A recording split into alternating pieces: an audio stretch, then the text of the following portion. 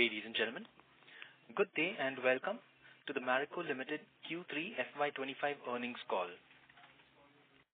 We have with us the senior management of Marico, represented by Mr. Saugata Gupta, MD and CEO, and Mr. Pawan Agrawal, CFO. As a reminder, all participant lines will be in the listen-only mode. There will be an opportunity for you to ask questions after the presentation concludes. Should you need assistance during this conference, please signal an operator by pressing star and then 0 on your touchtone phone. Please note that this conference is being recorded. Before we get started, I would like to remind you that the Q&A session is only for institutional investors and analysts, and therefore, if there is anybody else who is not an institutional investor or analyst but would like to ask questions, please directly reach out to Marico's investor relations team. I now hand the conference over to Mr. Saugata Gupta for his opening comments. Thank you, and over to you, sir. Yeah, hi everyone, and all those who have joined the call, and my best wishes to all of you for a very happy and prosperous 2025. I would like to begin by sharing a perspective on the operating environment during the quarter, followed by our performance and the strategic objectives going forward. The FMCG sector exhibited reasonably steady demand sentiment during the quarter. Retail and food inflation were at elevated levels but showed some signs of easing in December.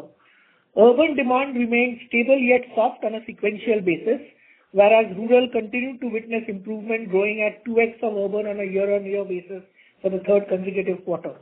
Resultantly, HPC categories continued to perform packaged food on a year-on-year basis. Continued government schemes, rise in MSPs, and a favorable crop season bode well for the ongoing rural recovery. In urban, consumption sentiment remained reasonably stable and healthy amongst the affluent and upper middle class segments, while middle and bottom of pyramid segments appeared relatively subdued by inflation and slow wage growth. Pricing growth across categories was up sequentially as companies implemented pricing hikes to counter margin pressures from the sharp rise in commodity prices. Moving on to our performance, the India business posted a sequential uptick in underlying volume growth and a robust high teens revenue growth. Offtake growth remained healthy with over 90% of the business gaining or sustaining market share, about 80% of the business either gaining or sustaining penetration, both on a MAT basis. From a channel perspective, alternate channels continue to drive growth and gain salience. The GT channel has been seen prolonged sluggishness due to the evolving inter-channel dynamics, conflict, and shift in consumer behavior. While the share of alternate channels has been on the rise in Tier 1 markets, we believe GT will continue to be relevant and dominant channel, especially in Tier 2 markets and beyond. We will continue our focus on driving differential growth in our urban-centric and premium portfolios through the organized retail and e-commerce channels. Therefore, we will aim to deliver consistent and competitive growth in the medium term through a sharper and more targeted portfolio and SKU strategy in each channel.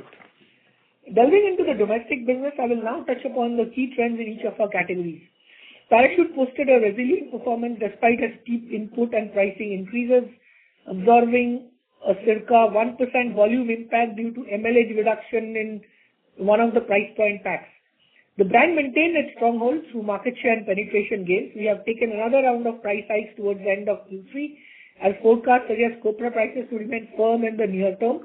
We'll closely monitor consumption trends with this high pricing and the transient impact of inflation of price point packs in the near term, given the persistently inflationary market conditions which are expected to improve soon. Saffola edible oils also demonstrated stability despite significant price hikes over the past few months, driven by the import duty hike. We expect the brand to remain steady unless there is significant volatility in vegetable oil prices. Value-added hair oils, while subdued, recovered sequentially and maintained an upward trajectory in market share. Excluding the bottom of pyramid segment where we are facing unreasonable competition, the portfolio delivered 3% growth, which is in line with overall BPC categories. We will continue to reinforce our market leadership through strategically increasing ATL spends and focusing on growth in the mid and premium segments while gradually improving rural sentiment that is likely to support consumption in this category. Food business scaled up to around 1,000 crore ARR in Q3, which was underpinned by broad-based growth in the core and the new franchises. You would recall in 2020 we had taken this aspiration of developing a 1,000 crore food portfolio when we have finally reached there. Saffola Oats delivered double-digit growth and maintained its position as the number one brand in the oats category. True Elements and Plix plant-based nutrition portfolio also scaled up well. Following the substantial expansion in gross margin last year, we expect gradual improvement in the profitability of the foods portfolio as we build scale in the medium term. The premium personal care portfolio performed well in line with expectations. The digital-first portfolio scaled ahead of expectations, reached 600 crore in ARR in Q3. Beardo is on track to deliver double-digit EBITDA margins, reinforcing the long-term focus towards driving consistent growth and improvement in profitability in the medium term. We maintain our aspirations to achieve double-digit EBITDA margin in the digital-first portfolio by FY27. The composite revenue share of foods and premium personal care, including digital-first brands, in the domestic business stood higher at 21% in 9 months FY25, despite significant pricing growth in the core portfolios. These businesses are now clocking a combined ARR of around 1,900 crores and represent a phenomenal shift in the growth trajectory and the potential of the India business in the future. This is a testament to the tremendous conviction, capability building efforts and strategic investments made over the past 4 years. Further, a notable improvement in profitability of these businesses over the last couple of years reinforces our focus on driving sustainable diversification in the medium term. The international business sustained its double-digit constant currency growth momentum. The business has continued to chart a resilient top line and profitability performance despite the impact of currency headwinds in key markets. Currency headwinds had a 2% impact on consolidated EBITDA this quarter. The Bangladesh business delivered a robust growth and continued to demonstrate its competitive moat even amidst the challenging macro environment. MENA delivered strong growth and aggressive market share gains across both the Gulf and Egypt markets. South Africa has been a consistent performer as well. Southeast Asia was muted due to a tepid consumption environment in Vietnam and geopolitical issues in Myanmar. The new country development or exports market have been scaling up healthily as well. We are confident of maintaining the strong double-digit constant currency growth trajectory in international markets and gradually unlocking the margin upside to scale benefits in the medium term. To sum up, both domestic and consolidated revenue growth, along with the underlying India volume growth, reached a 13-quarter high amidst the challenging inflationary environment. The international business has also sustained its double-digit constant currency growth momentum. We are on track to achieve double-digit consolidated revenue growth for the full year. As a result, we are well positioned to meet our aspiration across most key performance metrics set at the start of the year, alongside our strategic diversification goals in both India and international markets. While input inflation has been higher than expected, this has put some transient pressure on profitability. As far as copra is concerned, it follows a 18 to 24 month cycle and we are nearing the end of the inflationary cycle. Prices are expected to cool down once the flush season resumes from early Q1 FY26. However, the gains will come to us with some lag since we maintain some level of position at current levels as well. That being said, our ability to take pricing in parachute, ongoing cost management initiatives, and the scale-up of foods and digital-first businesses in India, as well as MENA and South African international business, enables us to contain the impact. We remain committed to achieving top quartile volume growth in the India business and double-digit consolidated revenue growth in the near and medium term, as well as double-digit constant currency growth in the international business. One of the things we have managed to do reasonably well is our ability to anticipate an opportunity or a threat and be ahead of the curve. You will recall, first we called out and addressed the inter-channel conflict in India as early as 2019-20, as well as the GT stress and the need to support the distributor ROI 4 to 5 quarters ago. Recognizing the early signs of stress in GT, we chose to proactively invest and adopt a measured and structural approach to address the issues. This included actions such as segregating packs across channels, implementing a minimum operating price, and alleviating our strain on our partners by reducing working capital pressure. In addition, Project Setu has extended into 11 states now. We expect the results of the initiatives to revive GT growth to reflect in our performance over the coming quarters while the improving consumption trends persist. Secondly, we are one of the very few companies that continue to invest in brand building across input cost cycles given our strategic intent to continually strengthen the long-term equity of our franchises and accelerate diversification, and we have resisted temptation to manage short-term margin by cutting A&P in a quarter. Thirdly, we anticipated the threat of D2C brands eating into incumbent players' growth as early as 2020, which has happened in some of the developed markets, including US. Similarly, we identified the higher growth potential of foods versus BPC, and we strongly believe that packaged foods over a next medium-term cycle has a higher runway to growth than some of the BPC categories. We therefore initiated an ambitious diversification agenda through aggressive organic and inorganic investments, which has been delivering impactful outcomes. We have also exhibited resilience and grit, which has led to our ability to tackle this slowdown by largely delivering what we have promised. And finally, our vision of being one of the few legacy FMCG companies across the globe to successfully transform itself into a profitable consumer digital company is progressing reasonably well. This has been made possible by our unique M&A strategy, which is a win-win for both of us and the founders, and our learning agility and our ability to learn from them with humility and seed founders' mentality within our leadership in the process over a 3-year period where they earn out. Last but not the least, sustainability remains a top priority and integral to our business operations. Our Sustainability 2.0 framework is yielding positive progress across all key focus areas. We are confident that our dedication to creating shared value for all will drive long-term sustainable and differentiated growth. With that, I will now close my comments. Thank you for patiently listening, and will now take all your questions. Thank you very much. We will now begin the question and answer session. Anyone who wishes to ask a question may press star and 1 on their touchtone telephone. If you wish to withdraw yourself from the question queue, you may press star and 2. Participants are requested to please use handsets while asking a question. Ladies and gentlemen, we will now wait for a moment while the question queue assembles. We have the first question from the line of Avnish Roy from Nuvama. Please go ahead. Yeah, congrats on good set of numbers. My first question is on Flix and True Elements. So if you could tell us in terms of distribution scale up with respect to these two specific products, how is the scale up, and in the next 1 year, how much more can happen? In True Elements, competitive intensity I think is quite high. There are a lot of similar kind of companies in both legacy and startups also. So if you could discuss how things are on competitive intensity.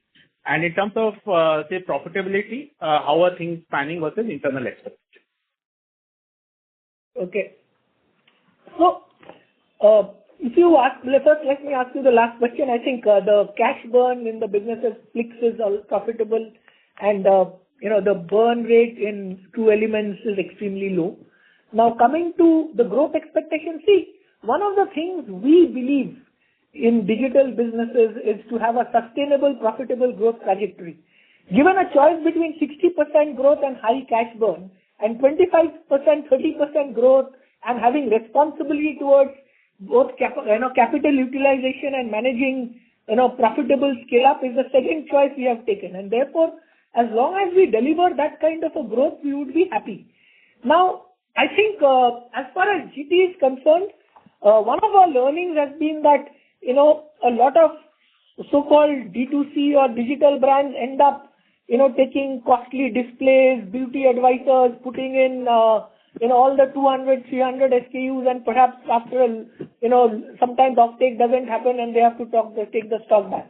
So we have been, I think, doing a little more focused way. For example, in Beardo, we learned that you should only do the hero SKUs, which are 6 or 7 SKUs. Now, in food, obviously, the opportunity for GT is far higher. In the case of Flix, what we are doing also is that we have got some specialty SKUs, like we have a smaller ACV, we have got a coconut, powder, which is, can be added to. So we are creating a portfolio for GT rather than, having the same set of products. And also one other thing that happens, that if you are running in e-com or your own D2C significant discounts, and then you are not passing on in GT, because GT is sold at MRP, those stocks don't sell. So therefore, we have now realized that you need to have a significantly differentiated portfolio. I think you talked about True Elements competition. I think there is enough, opportunity and headroom for growth in the markets. The way we look at it, that between Saffola and True Elements, we will occupy different market categories and work together and grow. And there is enough opportunity and there is enough TAM in the categories, because I think healthy eating or better for you products is something which will actually grow in India.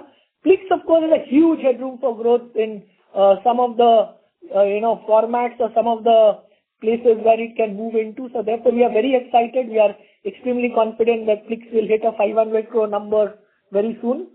And I think, having said that, we are not pushing the digital businesses to do obscene 70-80% growth and do a cash burn. That is something which we don't want to do. We believe in build to last and build businesses which are healthy and sustainable over the long term. One follow-up on Plix. So 500 crores very soon. That very soon is FY26 or 27. And second, when you had acquired Plix, clearly very differentiated portfolio and innovative company. Now, what are the SKUs or formats which are working? And in terms of pricing, have you made it more affordable? Because pricing at that time was definitely on the higher side. But with your scale and expansion and overall ability to price it lower, has the pricing become more affordable for the customer? So I think we in GT, we are prototyping certain packs which have a lower MRP, because we believe that I think lower outlay is important. I think see, pricing and at the end of the day, in a nutraceutical product, I think we are pretty okay.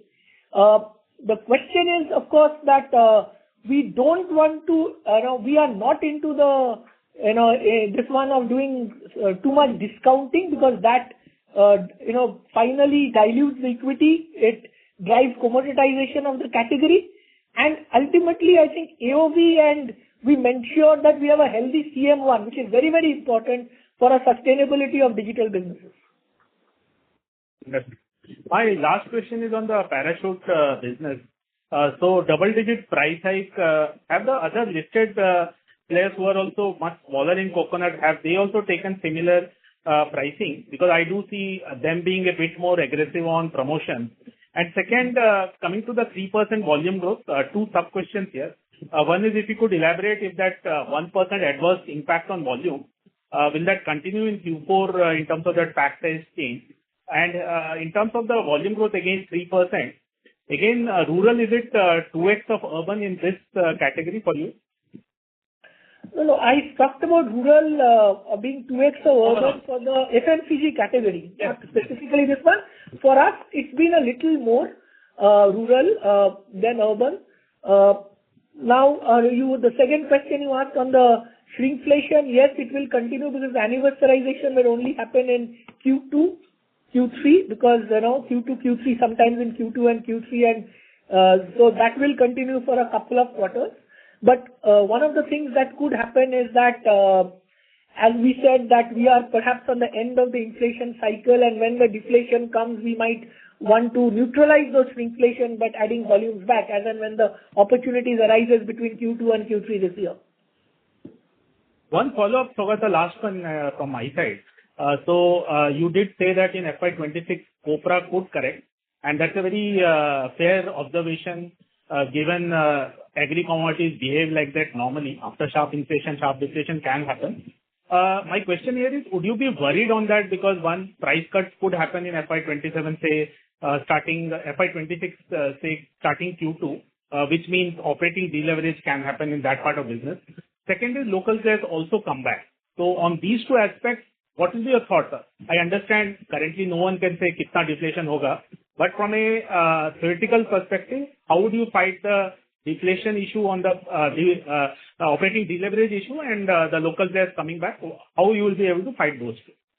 So I think two things. One is, as you know, given the MSPs of copra, the downside is not very high. Okay. Secondly, having withstood multiple cycles, I think we have refined our strategy, and we are not particularly concerned about that.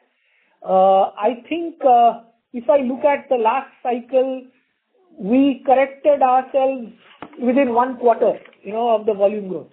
So I don't think, as I said, that I think after continuing these cycles, we will not be in the past. Yes, I think in 2018 or something, I don't remember, 2 cycles we have made some mistakes in terms of not taking proactive price hikes, proactive price drops. We also know how not to keep, in terms of the stock covers and all that when the deflation occurs. So I think we are far more refined in this one. And as you know that, in terms of the smaller players, broadly, I don't think even during we are not seeing significant lack of activity or, this one even in the inflationary cycle, because some of the so-called organized players are also not making money and, you referred to some promotions or some people are giving. But so I don't think the behavior has changed during inflation or deflation of some of the branded competition. Also, just to clarify, earlier we were more conservative about copra prices in terms of taking the pricing correction because the dependence on profitability was far higher. Now, given the structural levers that we have pulled in the last couple of years, where we have improved profitability on various fronts, here we'll be more proactive in terms of passing on the benefits to protect the volume and consumer franchise. And therefore, we are not too worried about if the deflation sets in rapidly, whether it will impact the volume. So we are far more confident at this point in time that we will be able to pass on the benefit to the consumers proactively and still deliver decent volume growth. Actually, just to add to that, I think what we can promise in the next 3 to 5 years, we will not discuss copra pricing in our analyst calls. Sure. I am done. Thanks a lot. Thank you, Abneesh. Thank you. The next question is from the line of Percy Panthaki from IIFL Securities. Please go ahead. Hi, Saugata. Congrats on a good set of numbers. I just wanted to understand your food business a little better now that it has gained some kind of scale. So could you just very roughly break up the total business in terms of percentage contribution of different segments, be it oats, honey, or whatever else? And secondly, if you could give some idea on what kind of EBITDA margins this entire food business as a whole is generating, and what kind of margins you would target over a 3 to 5 year kind of a period. So I'll give you a broad macro flavor, Percy. I think if you look at it, obviously the largest is the oats, and the oats at a scale delivers an EBITDA almost near the company average. So I think as you get scale, we get that, okay? And as you would recall, last year we improved the gross margin by 800 basis points, and we are working towards capability building. Are we there fully? We are not there, but still we are 7 on 10 today. I think we believe that the crux to it is to crack the GT in foods, and towards that Setu, one of the drivers of Setu also is to expand food outlets, of course, besides getting into chemist and cosmetic and urban. We think that while oats, and the good thing is that even in the so-called food slowdown, our core, which is oats and masala oats, continue to give double-digit growth. So which means we have been able to expand penetration, and that's a penetration drive to expansion which we are doing. And as country becomes, trying to get healthier options, as you know that I think one of the things in India, there's a huge one to have better for you foods. We believe that whether it's masala oats and a variant which we have launched, masala millets, this will drive the core. As far as the other things are concerned, which we believe can get scale, I think honey and soya has got some scale. Honey, we have done very well in OT. We need to do a better job in distribution. As I said, that once we get the Setu thing right over the next 6, 7, 9 months, we will get the next level of growth in food. We think between muesli and snacking, these are another opportunities. And snacking is again, we are prototyping snacking, and muesli is something which we are also prototyping, and it's also doing well. So the way to look at it is that which are my next 100 crore opportunities and 200 crore opportunities. At 200 crore, we're making good profit. And the way to look at foods is that I would rather grow the next doubling of foods by doing 3-4 things big rather than getting into 8 things small. The moment I do 3-4 things big, and each one getting into 300-400 crores, then we will get into that EBITDA. And the other thing about this is that the way to look at it, yes, foods make slightly lower margin than personal care part of the business or the parachute part of the business. Okay. Having said that, it makes much better margin than Saffola part of the business. So if I look at it another 2-3 years, it will be a 50-50 and then it will move to foods will dominate Saffola. Second thing is, as long as the blended gross margin of our new portfolio, which is digital plus premium personal care and foods, our objective is that the blended margin of the NPD or not the NPD, the diversified portfolio has to be higher than the margin of our core. And that is what we use as a metric every time. And just to answer your question, with respect to the breakup, in our own portfolio, oats continue to be the largest part, and we believe it will continue to remain larger at least for the next 1 or 2 years, because the penetration is still low and there's significant room for growth, and we've been continuously delivering double-digit growth in oats. Then it is followed by True Elements Flakes, and then honey and soya is scaling up fast. Understood. And Saugata, when you said that the foods portfolio is having a better margin than the Saffola portfolio, 2 sub-questions within that. Did you mean that at current level, or do you mean once it scales up over a few years? At current level, Saffola. Did you mean it at a gross margin level or at a EBITDA margin level? So let me just clarify. First of all, at a gross margin level, my foods portfolio is definitely far higher as compared to edible oil portfolio. Now, as and when we get scale, as Saugata mentioned, for example, masala oats, it is now making almost company level operating margin. So overall foods operating margin will also be better than edible oil operating margin, but as we keep getting scale, it will only get better and better. Understood. Secondly, just wanted to understand the interplay between your input cost inflation and pricing. So just sort of trying to wrap my head around or trying to work my own estimates for FY26. So supposing if there is some amount of deflation in copra and you have to drop your price, that will affect the sales negatively, but it should affect the margins positively, and vice versa. So if there is still an inflation, maybe your top line will continue to be good and the margins might be under pressure. But in either of these 2 cases, are you confident of delivering double-digit EBITDA growth YOY? So as you rightly mentioned, Percy, that there are multiple or numerous dynamics at play.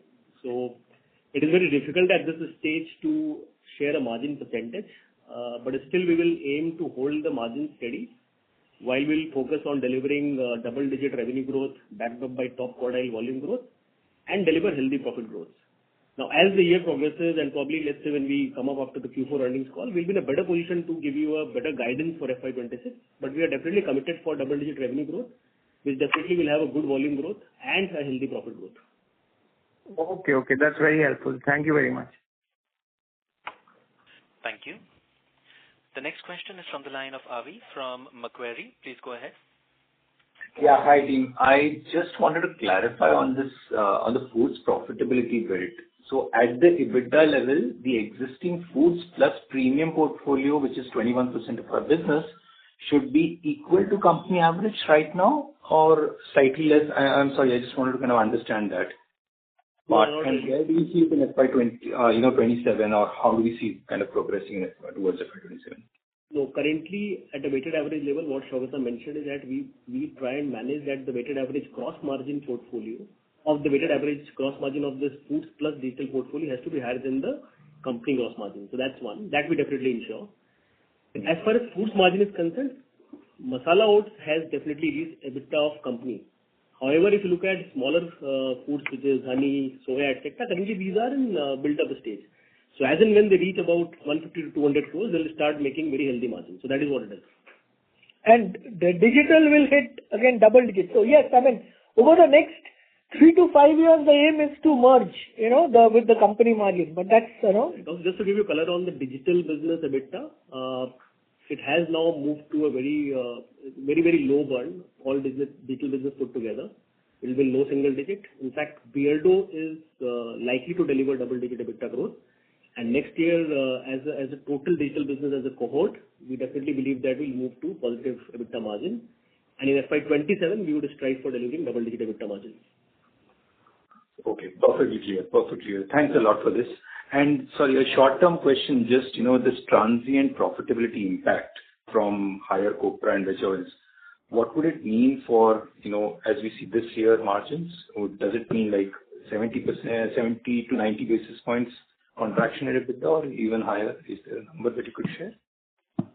See, while we're hoping to deliver 20.5% margin for the full year, but there has been a higher than anticipated cost push in copra, and we have not passed on the entire hit to the consumers to protect the consumer franchise volume and prioritize market share gains. And as you know, during these times, we lap up market share gains.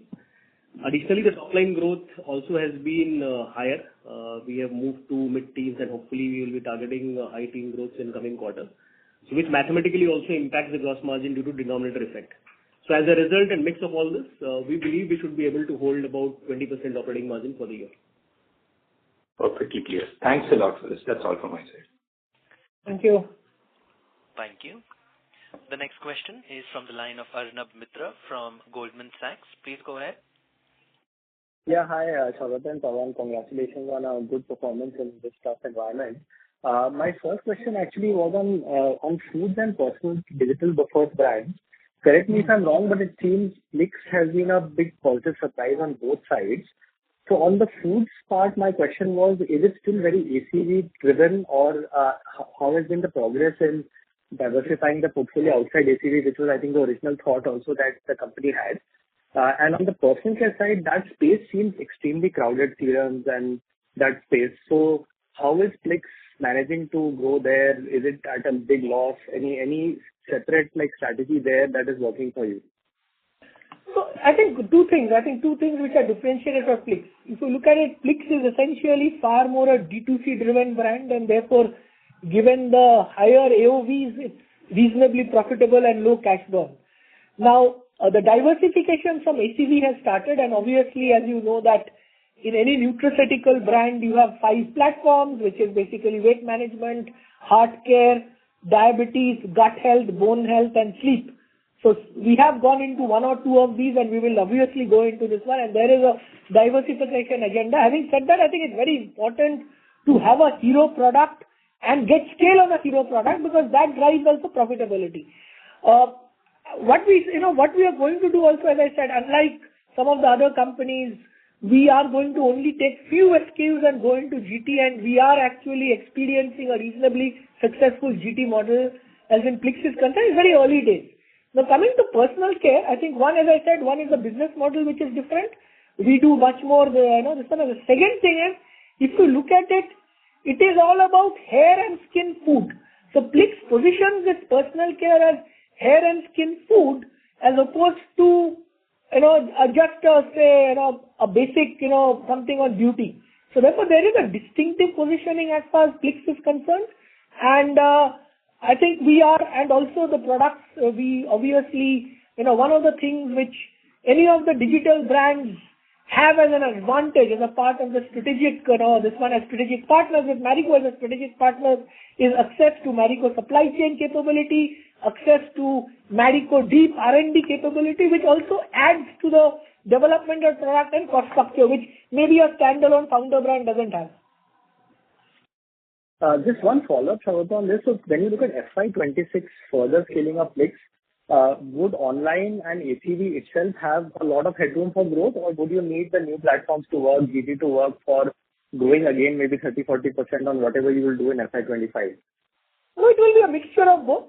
But I think there's enough opportunity, as I said, that as far as, if I look at it in India, the biggest 2 consumer needs is looking good, staying healthy and young. And I think Plix, participates in both of them, and therefore there's extreme tailwind, and I think there's significant capability. I think if you look at it, I believe that in terms of innovation, in terms of high velocity innovation and digital marketing capability, Plix will be best in class, one of the best in class in India, and even I think will comparatively globally. The other thing we have started in Plix is that we have started the international business, and we are starting to sell in Middle East and US, and it's tracking well. Got it. My second and last question was on VAHO, where you mentioned slight sequential improvement, though the YOY number is still negative.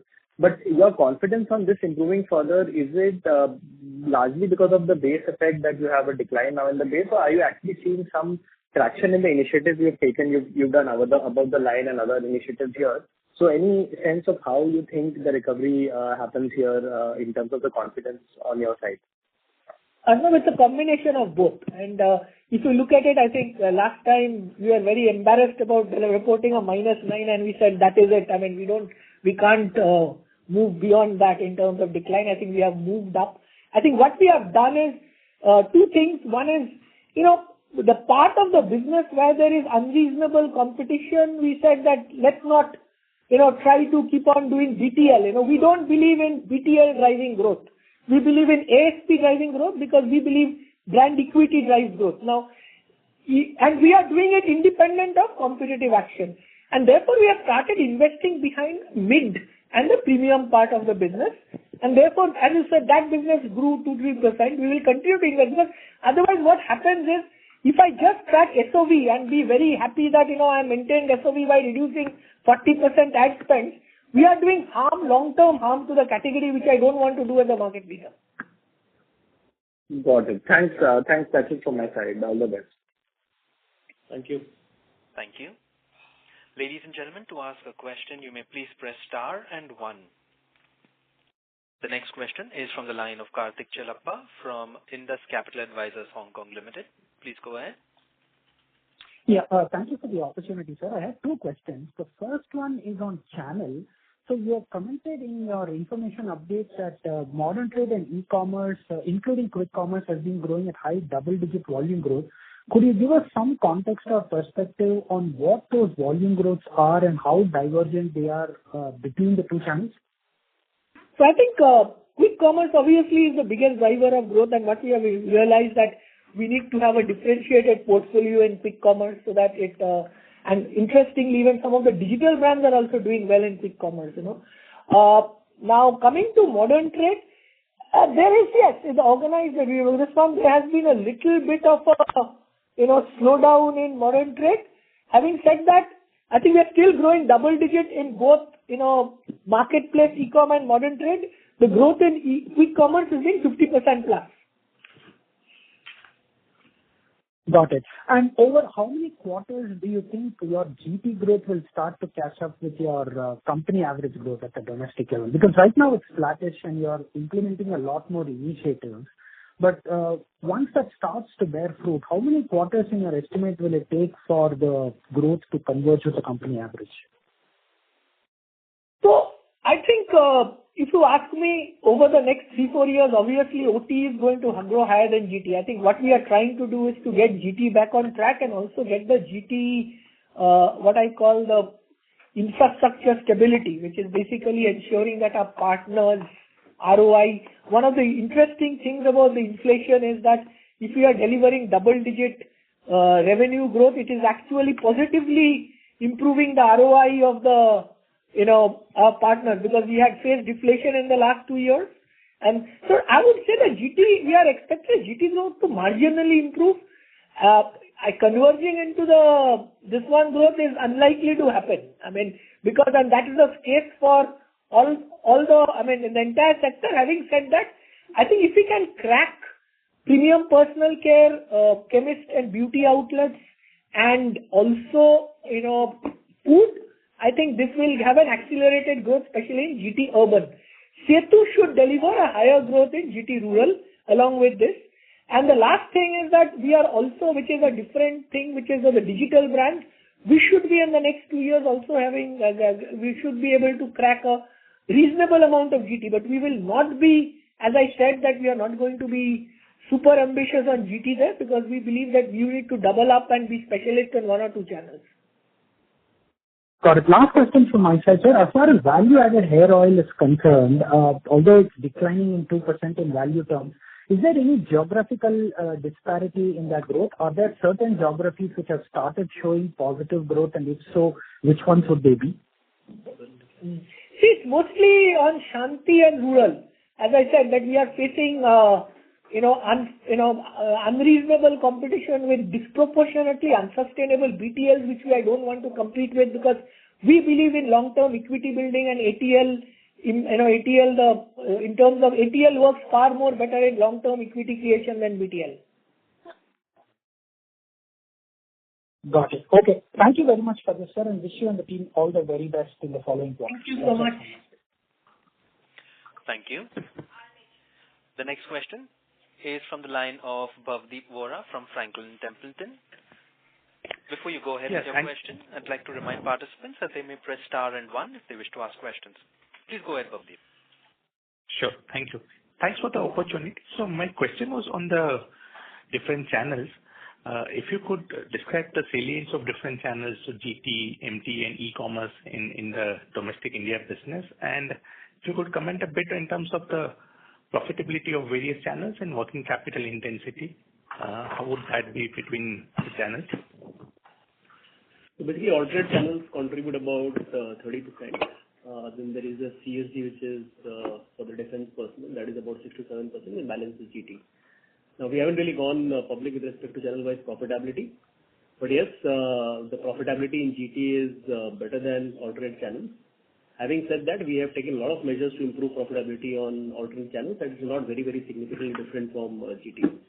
Now, in terms of working capital intensity, of course, the receivables sector is higher for alternate channels, and that is why you would have seen that debtor days would have slightly increased. But over there also, we are having a very tight control, and we believe that this will remain at this level where we have reported. Just wanted to add that we believe that the role of alternate channels is to drive premiumization, upsizing, and diversification. And therefore, one of the things we have been doing is that clearly identifying, one is having different packs, especially in our core, like Parachute, and also identifying GT advantage SKUs and OT advantage SKUs. Okay. Thanks. The second question was on Bangladesh. We have seen an acceleration in the constant currency revenue growth. So if you could comment on what's really happening in that market, and how do you see kind of the next financial year in terms of the expectations for revenue growth and profitability in that market? I think, just to give you a perspective, I think as we have mentioned, it is on a slightly lower base because last year Q3 was soft, but the way to look at it is that we should be hitting a double-digit constant currency growth this year also, and next year also will aspire to deliver a double-digit constant currency growth. Okay. Thanks. That's it from my side. Thank you. All the best. Thank you. The next question is from the line of Sheila Rathi from Morgan Stanley. Please go ahead. Thanks for taking my question. Saugata, my first question was on WAHO portfolio. I mean, you gave very detailed explanation on how, we are shaping up the food business and what the trends are. But with respect to WAHO portfolio, the competitive landscape seems to be very challenging for last many quarters or so. Is there a reset or a rethinking around, rebuilding a portfolio here? Or is there any part of the portfolio which we can modify to bring back the growth trends in this particular portfolio? Okay, so I will give you a broad construct which we did the reset last quarter, but these takes at least a couple of quarters to do this one. We have said that ultimately we will do a reallocation of resources towards investing in the mid and the premium part of the portfolio. We are not going to get into a dogfight at the bottom of pyramid by doing too much of BTL, because that doesn't help, because that can give you growth which is unsustainable and unprofitable, and we don't want as an organization to do unprofitable and unsustainable growth, because even otherwise I will get into tomorrow rice, pulses and other kinds of things, which we don't want to do in foods also. That's why we are having a far more value-added foods, and we're going to follow that. So you will see that reset happening. It takes 3-4 quarters. And as I said, the other thing is that if as a market leader I don't invest behind growth as a category, the category will not do well. Having said that, I think the category, if I look at WAHO, it is performing as any other BPC category. All the BPC categories are growing low single digits. Dow has been also growing low single digits.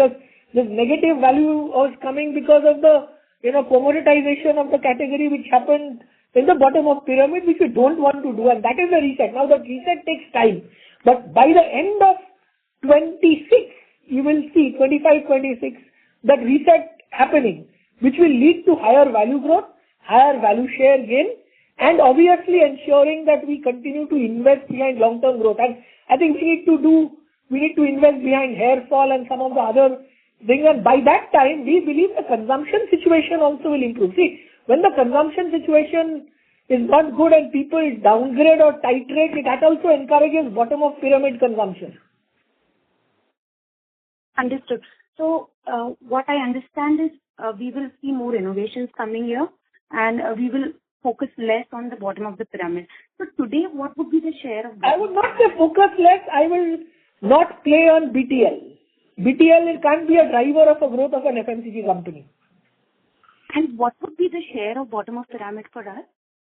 I don't want to get into it. No, we don't want to get into details, but it is, obviously for Shanti, it is huge. The 10 and 20 rupee pack. Okay. If we look back, say 3 years ago, the share has been coming down. Is that a right way to look at it? We have not lost share in Rao. The share of the small, the share of the bottom of pyramid, and what we want to do is we want to let it come down much more rapidly. Understood. So 2026 is when we can see more trends emerging clearly on the WOW portfolio. Yeah, having said that, it will take time. I mean, a reset requires, and because we are doing it the hard way, we are not doing tactically going to the wholesaler on the 30th of the month and selling. We are doing it in the hard way, which is building brand equity, investing behind it. It will take a couple of quarters, but we are confident this is the best way to do it. That is one of the reasons our value share gain has been higher as compared to volume share gain in WOW. Understood. And my second and final question is with respect to the foods portfolio. You clearly called out oats is a large part outside Saffola. In terms of the other parts of the portfolio, how is the competitive intensity for us? Because, a lot of players, like you also said in your opening remarks, that we started our food journey very early as an opportunity. So, how is the competitive landscape for us now? Because everyone wants to do food at this point of time.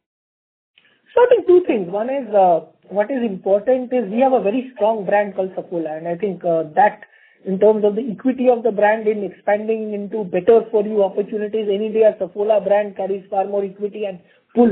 And that, okay. The second part of the thing is that if you look at foods, a lot of categories have extremely low penetration compared to some of the personal care categories where penetration is almost saturated in India.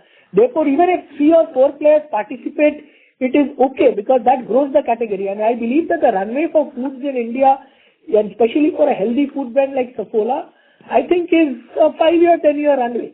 So we are not, I think if we go into the commoditization route and discounting route is something which I think will not give us, growth. Having said that, I think as I said that one of the challenges we are facing and we must solve for it is how to create and drive expansion of distribution in what I call food-specific outlets. For example, in the south there are a lot of these bakeries. In Mumbai you have these dry fruit stores. So these are the kind of outlets we need to now have increased saliency, increased way, and that is something which we should tackle in the next 1 year. One follow-up here, Saugata. Fair to say that these categories are still the e-com categories and not yet seen salience in GT per se? MT, maybe there could be some pickup, but with respect to GT, are you seeing trends where these category products are available? Absolutely. I think if you look at oats and masala oats, a significant portion comes from GT. While we don't participate, at least 60% of muesli comes from GT. So therefore, GT is definitely a big category. It's just that we have set up that distribution. As you know that, that is something which we are there, but I think very much standalone modern trade is something which is a very, very high throughput, food. There are a lot of high throughput GT outlets on food. We are present, but we need to do a better job and we will do it. So therefore they are not, and if you ask me in foods, if you look at some of the successful brands, look at Epigamia, look at ID, look at other successful brands, or even founder-driven brands or insurgent brands, they have been successful because they've gone into GT, or look at Viva.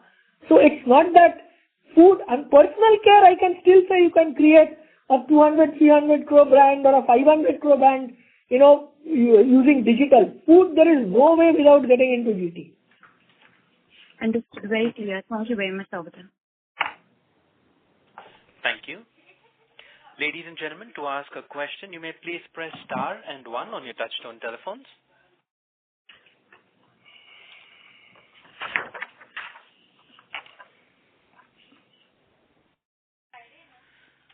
Participants who wish to ask questions may press star and 1 at this time.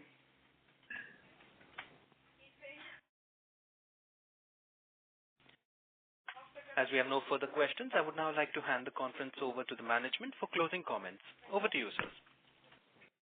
Thanks for listening on the call. To conclude, we have remained steadfast in pursuing our strategic objectives set out at the beginning of the year, both in India and international markets, amidst the evolving demand and macroeconomic environment.